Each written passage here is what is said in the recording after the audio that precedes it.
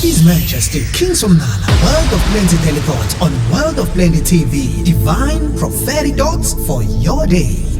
Plenteous greetings, precious and wonderful people.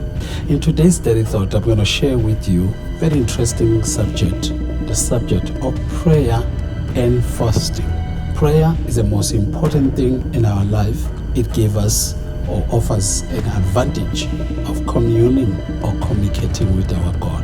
But fasting, it gives us an opportunity to deny ourselves, to humble ourselves, to declare our dependence on God, to set our priority on the spiritual things.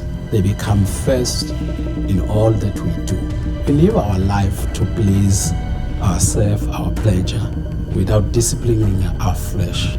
But with fasting, we find that the opportunity to humble ourselves. I want to take this moment and share with you about the people who practice fast. However, there are different kinds of fasting, but today I'll share about people who practice fast to the point that they became spiritually advanced, more supernatural. In some cases, these people were considered not to be a normal human being. Let's think about the first one, Enoch. If you read the book of Enoch, which is not in our normal Bible, it tells us that Enoch fasted 40 days and 40 nights, to the point that his fasting drew him so close to God and to walk with God in fellowship to the point that one day God has to take him away. The history or the book itself tells us it was normal for Enoch to be raptured, go with God up to the mountain and spend time. In fact, it tells us that when he came back from mountain, people could not look at him. Think of Moses again, a man who fasted 40 days, 40 nights. Twice, in one of the cases, he was up to the mountain with no food, no water, nothing. That's where he received all the revelation of the laws and things that happened before even he was born, because he practiced the fast. The man died. The Bible says in the funeral, it was God who buried him.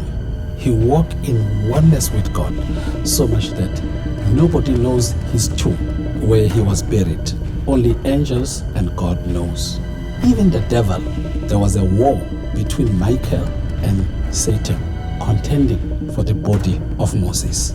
The man was so powerful that Jesus, before he went to the cross, he appeared to Jesus, talking about the law of God. Another man that fasted so much is a name by Elijah. Fasted 40 days, 40 nights with no food in his life. And this man was so powerful that he has never seen death until today. He was caught up alive.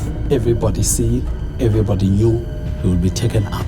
Again, one of the amazing things about this man, after 10 days he has been taken up to heaven, as the scripture says, he is found writing a physical letter to the king who existed after 10 days the prophet has died.